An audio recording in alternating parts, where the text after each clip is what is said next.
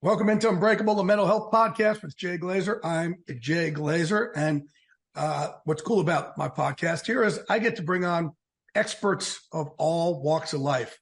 And before I get to this expert, he is an expert in what he does, which is television hosting, but he's also more of an expert than probably anybody on the planet in dealing with Jay Glazer's crazy. So he's the perfect guest for today. So before I get to him, if you're like many people, you may be surprised to learn that 1 in 5 adults in this country experienced mental illness last year. Yet far too many fail to receive the support they need. Carolyn Behavioral Health is doing something about it.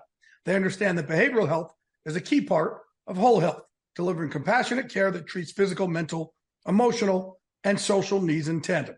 Carolyn Behavioral Health, raising the quality of life through empathy and action. All right, so welcome into Unbreakable, mental health podcast with Jay Glazer.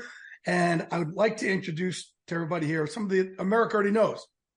One of America's favorites, but certainly one of my favorites of all time. He is one of my best friends. He is a mentor. He is my psychiatrist. He is our humble host. He is the one and only Curt Menefee. How are you, brother? Hey, man, always good to be with you. Yeah. That's quite the introduction. Yes, I put up with your stuff, but you should probably thank my wife for putting up with your stuff more than me. I'm sure we'll get into that later on. But your wife doesn't have to deal with me on Sundays. You do.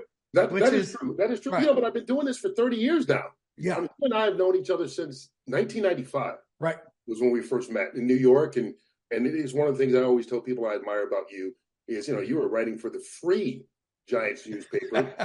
And correct me if I'm wrong, you got paid sometimes and sometimes you didn't. No, most of the times I did. Yeah, exactly. I didn't. But I mean, people see you now and they go, okay, look at Jay Glazer and he's at this position. I go, he's worked his ass off to get there. And he's fought through a lot and overcome a lot of hurdles. But you've made yourself, if there's a definition of a self-made man, you are.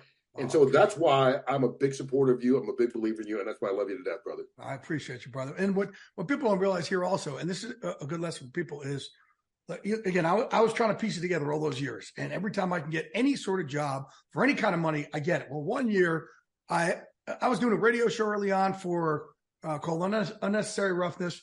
For basically, it was a free steak, right, it was a Mickey Mantle's restaurant, then another place. And MSG Network was turning into a TV show.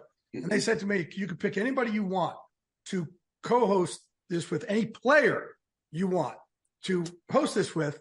Who do you want? And I said, I want Curt Menefee.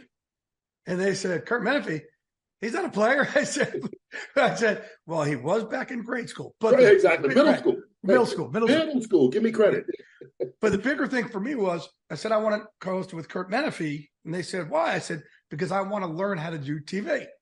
And who better to learn from than Curt? And it really was I wasn't a host. And also people, my first TV gig was New York One TV. And they said, I didn't go to school for this. I just went on there. I was like, I like this. I think I'll get girls with, with being on camera. But that was a big thing for me, to learn how to do TV from you. Well, I appreciate you saying that. But I think that what you talked about is an example. It's one thing that I try and share with particularly young people who always ask, hey, how can I do this? Or how can I get to a certain position in life? And I go, do anything and everything. I mean, your example is a great one. But I go by the same thing. I went to Coe College in Cedar Rapids, Iowa, Division III school. Everybody who watches our show has heard the jokes about, 1,400 students, all this kind of stuff. But I've never taken a journalism class in my life. They didn't have, I think they had Speech 101 or something. I didn't take that. So we didn't have a campus radio station. We didn't have anything. But I knew that this is what I wanted to do. So I found a way, and I interned at CNN the summer after my freshman year in college, because CNN's based in Atlanta. I grew up in Atlanta. And back then, this is how old I am, CNN did sports. They had Sports Tonight, right, with Hickman and Nick Charles. And it was actually bigger than SportsCenter was at the time. And so I interned there. Just, again, I got paid $5 for every 3 hours I worked. So that's definitely not even legal anymore. But that was what I did for the summer, because I knew I wanted to do this business. When I went back that fall, I called up every local station, said, hey, I interned at CNN. I'm willing to do anything.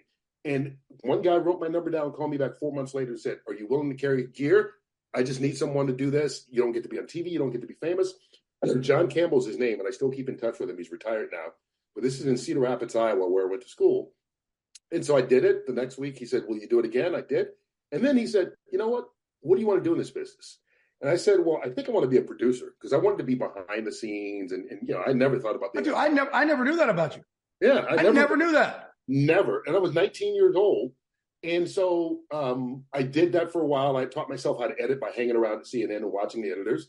And he taught me how to shoot a camera. And then he said, why don't you take the highlights we do at night and just put your voice down on tape. Just see what it sounds like, how it feels. I'm like, okay, sure. And so I did that. He took it to the news director, unbeknownst to me. And they said, well, why don't we have him start reporting on high school sports and co-college? And then I started doing Iowa and Iowa State. But all this started when I was 19. And I go back to the same point, with you. And it's a great lesson. Find a way. This path that we all want for our careers and our lives. And we go, okay, this person did this. That's not how it's laid out for everybody. And that's not always how it works. You're going to reach a fork in the road and you're going to have to make a decision. And I made those decisions to volunteer. You made those decisions to make the commitment to something you want to do and stick with it. And there are going to be bumps in the road. It is not always going to be smooth, but it's never going to be laid out the way you sit down and try and draw out a plan and say, okay, in 5 years, this is where I'm going to be. What was the first, I guess, in your mind, big thing you did in the early part of that career? And I say big thing, it could be your first, local high school thing, whatever, because we're all shitting our pants in those first days we're doing it. And still, you go through different things because you want to come off so great from how you do it. Yeah. You want the end result. Yes. You don't want, we've all been there, and some of us more than others. But you know how you go on vacation or whatever, and you take a break, and then you got to get back in the gym, and that first day sucks. It's like, oh man, I didn't realize how. But we all want the end result. We want it to be like we are going to the gym all the time. But it's not like that when you start with your career or with your life or anything. There's the sucky part. And so I think probably the first big thing I did, what I would consider a big thing, I can tell you what, it got me a lot of notice amongst the people I was working with. So that's probably a better way to say it, was that the University of Iowa hired a new basketball coach. And at the press conference, you're working local TV and you're doing everything. I'm stringing up cable. I'm, trying to help set up the live shot. And then it's, Iowa in February, there's snow on the ground. And there's this hill I have to climb up and down and up and down. And you're trying to look like you should be on TV. But I'm snow covered. My feet are wet. I'm cold and all that. And I did that. And I went on the air. And looking back, it probably wasn't as flawless as people told me. But it felt flawless. It felt smooth. I got the first interview with a new coach, live on TV, all those kind of things. And that got me a lot of accolades because not only did people see it, and I'm, at that point, I may have been 20 because it was my junior year in college. But the people that I work with saw that I wasn't someone who just wanted to be on TV and be famous or whatever, and I know it's Cedar Rapids, but I was willing to do the work and I was willing to help out and I was willing to be one of the guys. And that gave me more opportunities because like everything else, the more you do, the more people allow you to do, if you show that you can do those kind of things. And so I think that was a big moment in my career because it so much of what we do, and you and I have talked about this and all of us on the show talk about it, is relationships and trust amongst the people you work with. Everything. You can get them on your side, then you're allowed to do so many more things. Or also you feel more comfortable and you have the freedom to do it. But, it's not that you're doing it because it's transactional. It's because you want to be respected by the people that you work with and that you consider, the closest to you. So I think by doing that and having people say, wow, this kid's willing to bust his ass. This kid really wants to do this. He doesn't just want to be on TV. So why don't we try and help him out? And people put their arm around me. And again, when I graduated from college, I had been on the air for 2.5 years, and that's better than any classroom education you can ever get. But I got that because people embraced me and put their arm around me. And, I think, for Curt and I too, again, he and I, like I said, we've walked this walk together for so freaking long. My first year in New York was 89. And it took me till 99 to get a full-time job. And you have these relationships that you meet. But I also remember where you, for me, really came on the scene. It was 90. I moved to New York in 95. Right. Yeah. But so we became friends in 95. Mm-hmm. By 97, you broke the story of the New York Giants hiring Jim Fossil and who else they were interviewing. I'm like, damn, this is what I'm trying to do. And the local 5 guy, who's one of my closest friends, hasn't even told me he's got a beat on this stuff. But again, we've been able to see this different part of us for all these years. So, hey, you breaking news has helped you, establish you in New York. And they did it because they trust you. Me trying to do television has established me better in what I've done also. I'm not just trying to be an insider or breaking news guy anymore. I'm trying to be a TV personality, which has more longevity. Yeah, but also, I keep repeating, it goes back to trust and relationships. And I can tell the story now because he's no longer with us, so it's not revealing a source. But, when I was a local guy, I went to New York in 95. You and I, the reason we became friends, I would hang out in the media room and all. Right. So it's nothing but a bunch of writers, and me. The TV guys, they come in, they get an interview for the 1 hour that the team lets them, and then they go home. They don't establish relationships. And so that was one of the things I did. And so I remember being in the office one day, and the late, great George Young. My mentor. And same thing. And he's like, look, I see how hard you work. Right. If you ever need anything, call me. Now, I'm not saying George was feeding me stuff all the time, but, he helped. He certainly helped. And he also helped if I had any questions about anything or trying to establish relationships. And I know he was big for you. Yeah. But that was the kind of man that he was. And everybody saw the old gruff and curmudgeon guy who hated agents and all that kind of stuff. But it was another sign of someone, they had trust in me. Right. Because they saw my work ethic and how committed I was to try to do the right thing. And it just goes back to, man, this so much of this business and really life is about trust. And Curt would see, or in the early days too, I was players, coach guy, and the Giants, people in the Giants were trying to get me fired all the time. And George Young, they were trying to get me fired, fired, to lose my career, everything. Fired from the free newspaper he wasn't even getting paid. Right. And New York One TV, which was giving me a car service. That was it. Right. And George Young would scream at people in the building, leave him the hell alone. Yeah. He's a good kid. He works hard. But that same George Young, when I finally did start covering the NFL, George never had a drop of alcohol in his life. And, as you know, Curt, I was always doing it differently than everybody else. I was, everybody else would have coffee meetings. I'd get up, I'd go fight, I'd come back, I'd drink in the bar till whatever time. And that was how I established it. George Young in the early NFL owners meetings would sit with me in the bar late at night just to establish me to other people that they could trust me. And that's where you and I together, I think it's always been what we've had on the rest of the world. It's that authenticity. It's that loyalty. It's that trust. That's what goes so long. And I was trying to tell young reporters, like, don't go for the scoop. You work on the relationship. Exactly. Like you go for the scoop, you'll get the scoop. Just burn it, right? Yeah. You'll get the scoop. What's the early piece of advice that you got? Like I'm saying here, about, don't go for the scoop, go for the relationship. What's the early piece of advice that still resonates with you to this day? I think it's be yourself. When you start out, and again, I think this transfers to this, banking, insurance, it doesn't matter what you're doing. We all see people and we go, I want to be that person. Right. I want to be like that person. Well, that person already has that job. You got to be you. You can't become them. You can learn from them. You can find out the pitfalls. You can find out the benefits, the positives, ways to do it, but you still got to do it within yourself and who you are. And again, we go back to, don't make this a love fest, but I mean, you found a way to do it your way. You weren't doing it the same way that other insiders were doing it, or writers when you were writing for the New York Post were doing it. And the same way with me, it's like you've always got to be yourself, because if you're trying to be someone else, you're going to fail at that. Because again, that job's already taken, but you can only fake it for so long. You've got to be yourself. And I don't care what business that is, what industry it is, or what relationship. I mean, hell, if you're married or dating someone, you can't fake being the person that you're not. And I think that was a piece of advice I got really when I was starting out in this business. Probably, I talked about John Campbell, the same guy that got me started and said, put your voice down on tape.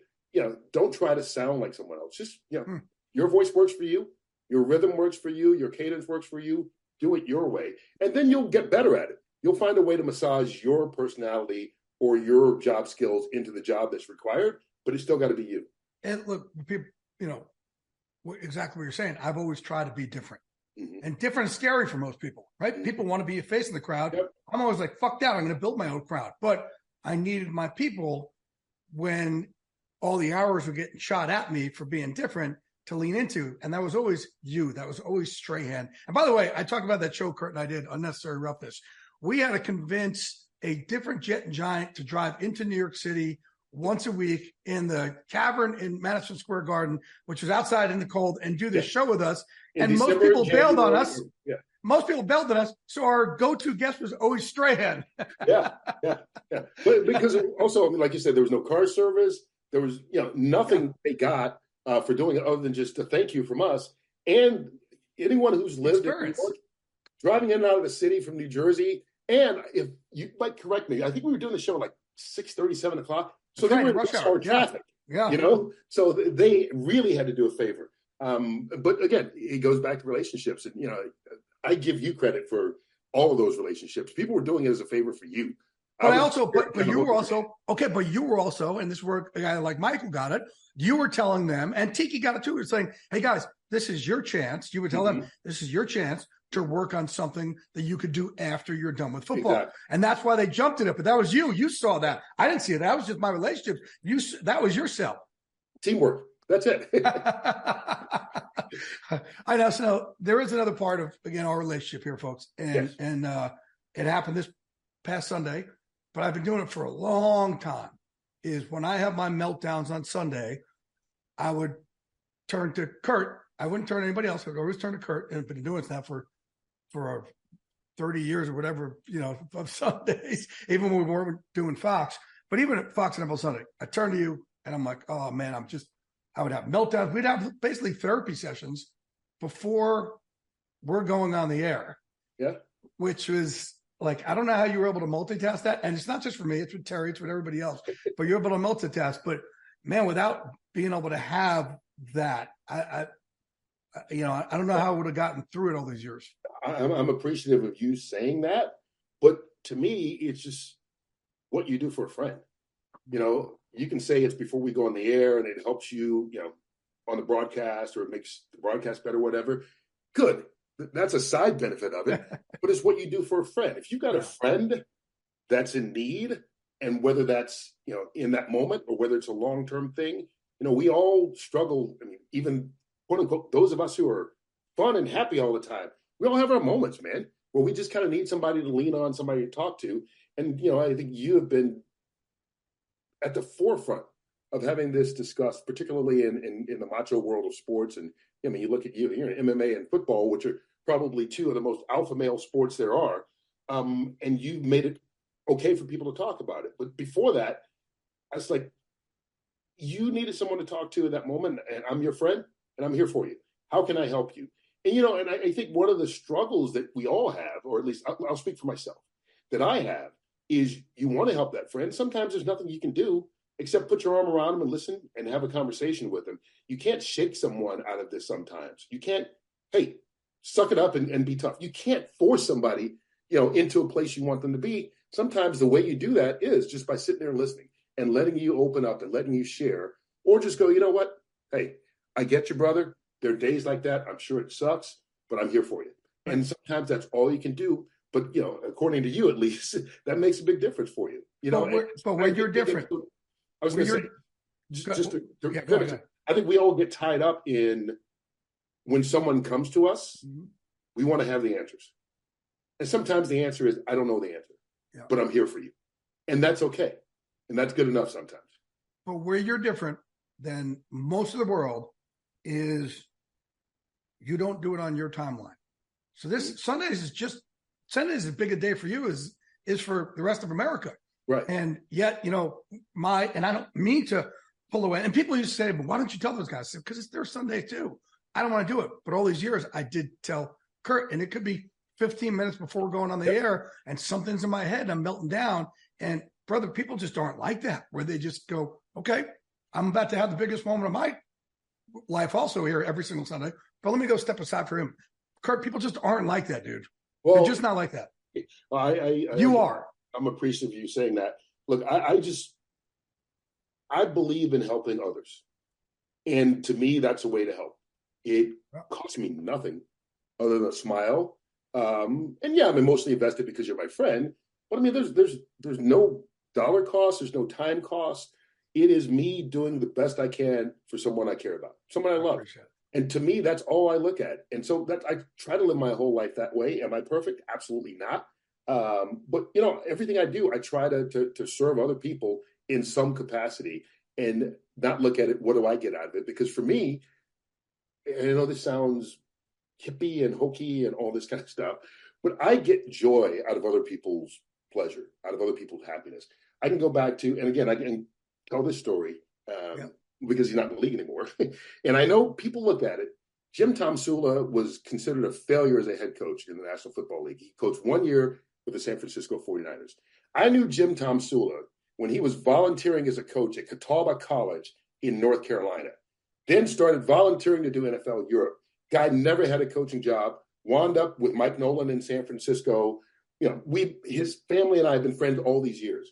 The reason I'm telling this story is the year he got hired, it was in January, and I was in New York City. And I get out of the subway station. On my phone, I have a message from Jim Tomsula. So I answer it, and I still have it on my phone to this day. He lasted 1 year, got fired, became an assistant in Washington. He's out of the league now, back living in Europe. But the point was, he was so excited about getting that head coaching job for the San Francisco 49ers that it made my heart happy. It brought me joy. It brings me joy to see other people in good positions and to be happy.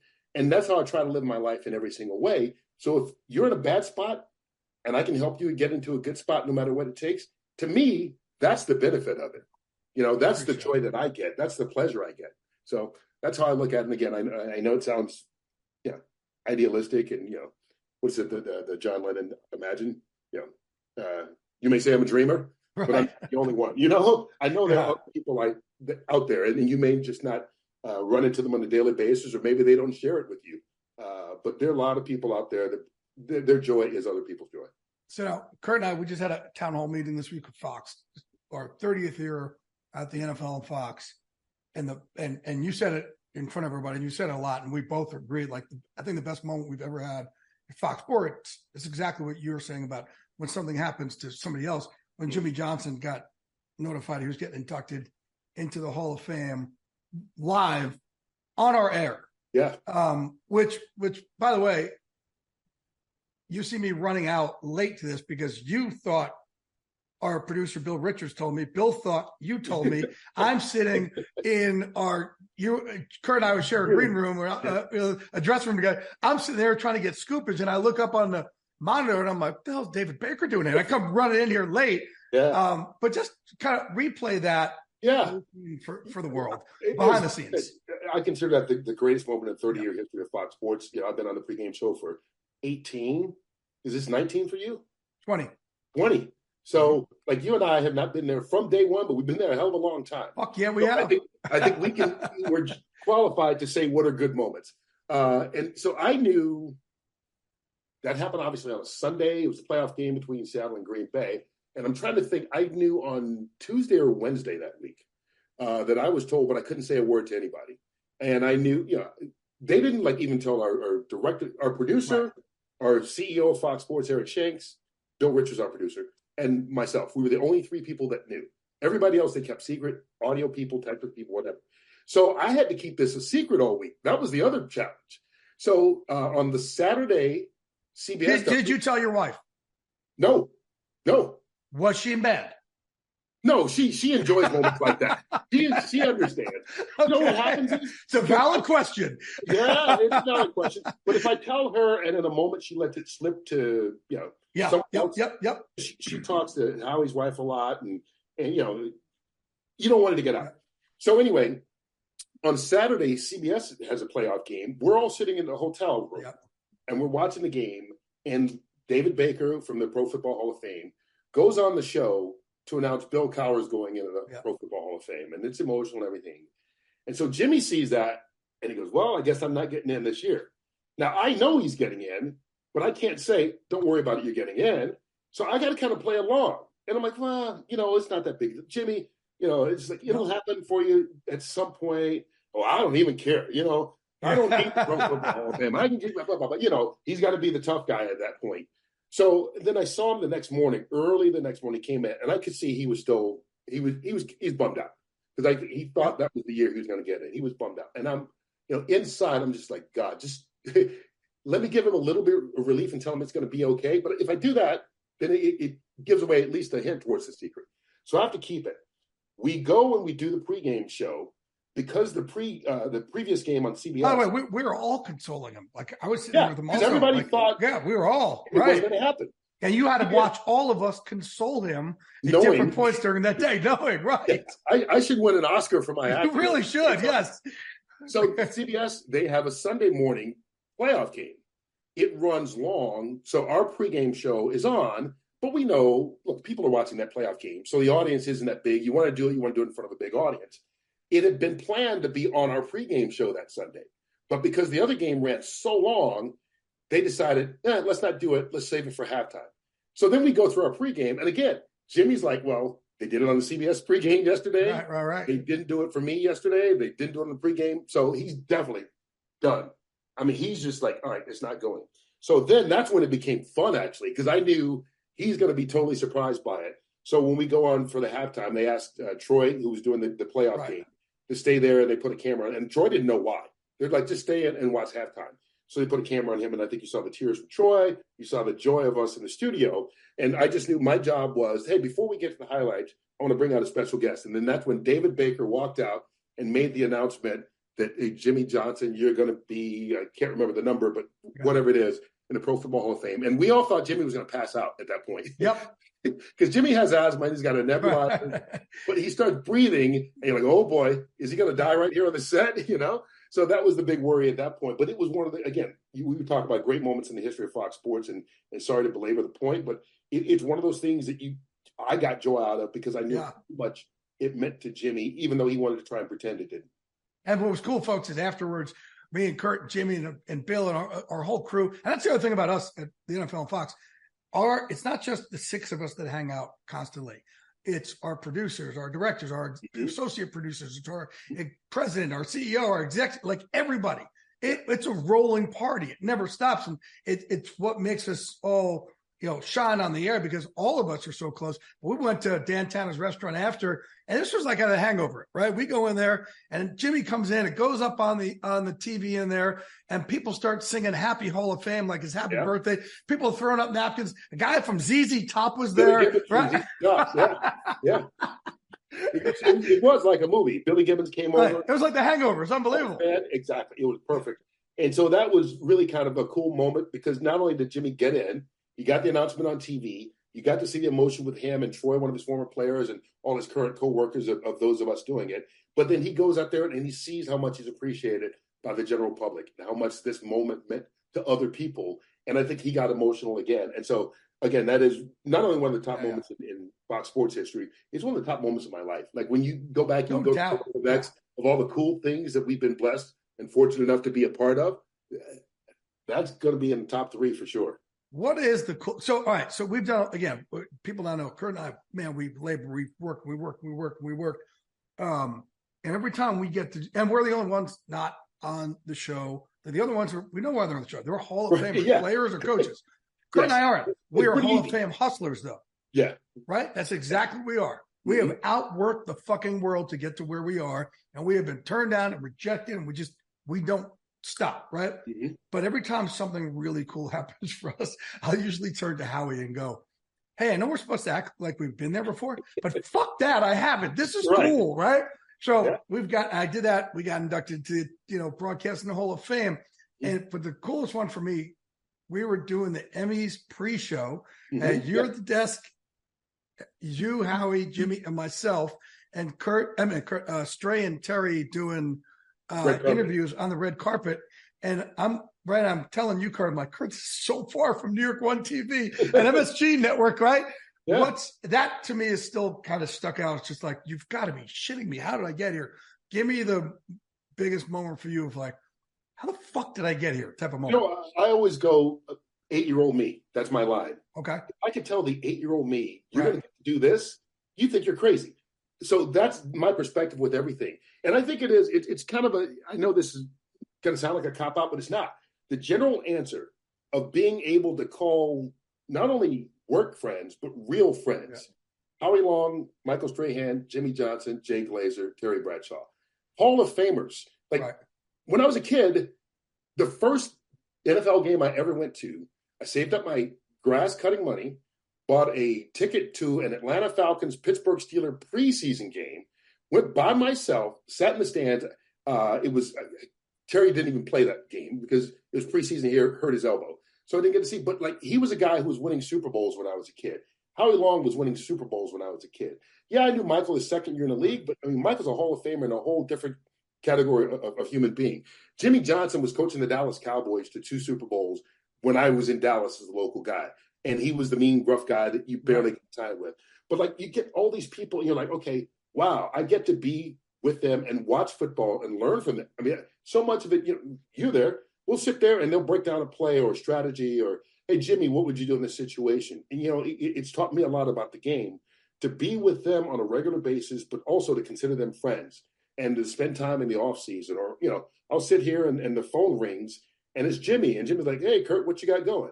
He's just calling to shoot the crap. Yeah. I'm like, Jimmy Johnson's calling me to shoot the crap. I mean, that's all it is. There's no agenda there whatsoever. So I think those are the moments that I look and I go, I can't believe this is where I am in life.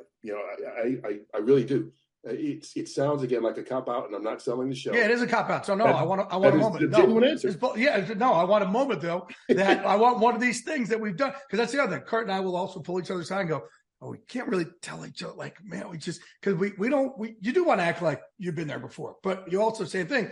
I want 8-year-old Jason and 8-year-old Curtis to always know. Here's one, and it didn't happen, but. Well, then you can't say it if it didn't happen. No. You'll understand why. The first Super Bowl I was host of for Fox was the Giants against the Patriots, the upset year. Okay. 07. 2008. Stray's year. Yeah. 2008, January that year, in the Super Bowl in Arizona. And so, obviously the halftime show and all this kind of stuff. And Scott Ackerson was our producer at the time, and he pulled me to the side. And he goes, hey, the Super Bowl Sunday, Tom Petty is doing halftime, but he's asked for you to introduce him. And I go, what? He goes, yeah, but I want you to know that Fox is fighting it because they want Ryan Seacrest to introduce him, because American Idol was the big show at the time. They wanted to tie it into music. He goes, but I didn't want you What a shitty thing to tell you before the game. No, this was the day before. Oh, okay. I thought you were talking about game day. I was like, no, that's when you need to turn to me. Okay, good. Yeah, I don't know. On Saturday. Go ahead. So at his point, he goes, look, I'm telling you because I don't want you to hear from someone else that he wanted it and Fox fought it. They're doing it because they're trying to pump up American Idol, which was a new show at that time, all this kind of stuff. Wow. At that point, I'm like, I didn't know this. The same thing. I'm like, Tom Petty knows who I am? Are you serious? He goes, yeah. So specifically, he asked for you. He didn't just say somebody else. He said Curt Menefee. So that was one of the coolest things, and it didn't happen because Fox won and Ryan Seacrest. That's cool, though. Yeah, hosting it. But that's a cool moment to have in your life, in your background. It's like, I was that close. Yeah. It is really damn close. We do get to work with our best friends, obviously, right? It really is true. Like, man, we are best friends, and it's just it'll never happen again. Like we talk about, The Last Dance. Our show is The Last Dance. It'll never happen. Because I don't think you'll ever have another show that is able to check individual egos the way we do, that how much we just love each other and want the best for each other and hang out with each other. And even though we do have a million other things going on, we make sure hanging with each other is a priority. So I always talk about in mental health, make sure you have your team. Having a team helps you out through those dark times. And if you can get through those dark times, then the good times are waiting to happen for you. It's how you handle those dark times. But it is having that team. I don't think there'll ever be another team like this that ever exists in the history of television. I just can't see it ever happening. I think the thing you said is everybody checks their ego at the door. And I think that's really clear with everything we do. And not only do you check your ego at the door, it goes back to a little bit of what I was saying earlier. Everybody's supportive of one another. Right. I want you to succeed. Yeah. Howie wants me to succeed. Michael wants Jimmy. Everybody's pulling for each other. The rising tide lifts all boat, that kind of philosophy, whatever. I think it's more than that, because I think it's a genuine caring. It's not that if he's big, it'll make the show bigger, which will make me bigger. No. It's I want him because he's my boy. He's my guy. Right. I'm pulling for him to succeed. And that's what I don't know. Certainly not with 6 different personalities who are all, taking very alpha loop. But they're all Hall of Famers in their own right. Yeah.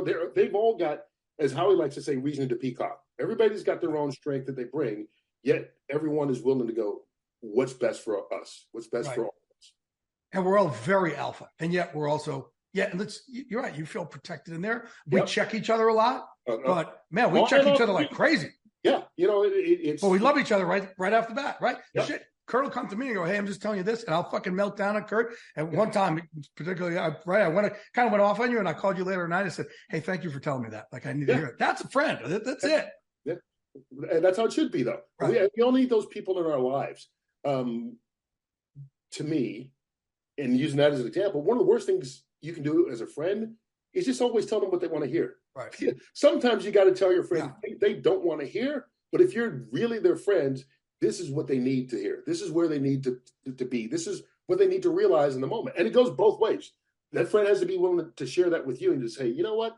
I think you're being a little sensitive about this, or, you're going down the wrong path, or you're reading this the wrong way, rather than just go, yeah, screw that. We can all be that, but that's not what you need in a genuine friend. But I think that's what helps you handle the ups and downs. The ups and downs that come in all aspects and all walks of life. All right. Well, before I let you go, I'm going to ask you the one question that I ask every guest we have on. Mm-hmm. And I'm trying to think if I would even know I don't think I do know your answer. Give me the one moment that should have broken you, could have broken you, but didn't. And as a result, you came through the other side of that tunnel stronger, and you're able to use that as your currency for the rest of your life. I think certainly from a professional standpoint, one of the things that stands out is that, I told you I started on the air when I was 19 years old, working in Cedar Rapids, Iowa, graduated from there and got offered a job in news because they didn't want to add a third full-time person in sports. I said, no, I want to do sports. Wound up going to Des Moines, worked there, went to Madison, Wisconsin, which is the first job I had behind an anchor desk. I was the weekend sports anchor. So I was there, and I was coming up 2 years. My contract was coming up. And there was this organization called Ms. Lou's Sports News Network, SNN. And they were what ESPN News, what that used to be now. But it was just sports news 24 hours. They didn't do games. They didn't do anything else. It was highlights, news. They were based out of Washington, D.C. And they said, hey, we're starting up this national company. This is 1990. Well, it was the end of 1990, August of 1990, going into 91. And they offered me a job, looking to take the next level, going from being the weekend anchor in Madison, Wisconsin, to this national platform. I said, yeah, I'll do it. So I left and went. Again, being single certainly helped. I went there in August of 1990. In December of 90, they go bankrupt. And so you got the holidays, nobody's hiring. January of 91, the first Gulf War breaks out. Nobody's hiring, sports guys in particular. So I'm unemployed at that point. And I'm like, okay, and I'm 25, so it's not like I have a life savings. I got no money. I'm unemployed. I come from a single-parent household. So I went back and spent Christmas with my mom, but it wasn't like there was money I could rely on there. I go back to Madison, Wisconsin, and I wound up living with some friends, my husband and wife, and they allowed me to stay with them, but they were college friends. So I knew them. And I wound up being out of television for 8 months until July the following year. And then I got offered a job in Jacksonville, Florida, and wound up going there. And the rest wound up being history, as they say. But that's a moment where I had to decide, okay, am I committed to this or am I going to do something else? I did whatever I could. And there was no freelance TV jobs back then, for sure, or freelance radio. I went and volunteered. I went and worked on a Senate campaign for Russ Feingold, wound up beating this 4-term senator at that point. He was a local guy. And the only reason I worked for his campaign because I needed a job. And I met him on a flight. So I met him on the flight when I was going to SNN for the interview. And he was sitting beside me. He recognized me from TV. We got to talking, exchanged numbers. So when I got back, I'm like, I kind of need something to do. He was like, okay, why don't you come work on my campaign? So he wound up winning, but that's beside the point. The point is, there were 8 months where I had pretty much no income, zero income. I was living with friends in a town that I didn't grow up in. And I had to make a decision, okay, how committed are you to this being your career? Because at that point, you kind of need a job. You need something else. Maybe it's time to turn the corner and not do this. Maybe I need to sell insurance or work at a bank or whatever the other job is. I was a history major. Maybe I need to be a teacher. But I knew that in my heart, I'd be disappointed in myself if I didn't keep fighting. And that something would show up and that would allow me to do what I want to. Now, what level? I never thought about being a network show or whatever. It was just getting a job and being in sports locally again. And when I got the job in Jacksonville, it was a sense of relief. But it taught me how to fight through adversity because we all like to think we could. In moments when times are tough, I'd be tough. You don't find out until times are tough, and that was an eye-opening moment. And that's one that I will never forget. And it's one that I don't mind sharing with people, because I think a lot of people get in that situation. It's the book that I wrote, Losing Isn't Everything, about people losing famous events and World Series and Olympics. But part of the reason I wrote that, because I wanted people to get lessons out of it. And my story is the same. Life is not smooth. We're all going to have adversity. You're going to lose your job, unfortunately. You get divorced. You lose a loved one. There are hard things that we have to deal with. I think there are lessons that come out of sports and jobs and things that you can learn from other people. But what are those lessons? And that's why I don't mind sharing that story, because I think I've certainly learned a lesson about perseverance, and hopefully other people can too, just by hearing it. Man, well, I'm obviously so glad you didn't quit, because if you didn't quit, I would be screwed. I mean, if you quit, I'd be screwed. Again, he is America's pregame host. To me, you should say America's sweetheart. That's what you're going to say. Just say America's sweetheart. There you go. To me, he's my therapist / host, and one of my best friends I could ever hope for in my life, man. Love you, brother. I appreciate you, brother. Again, Curt Menefee here on the Unbreakable podcast. Thank you, bud. Thank you.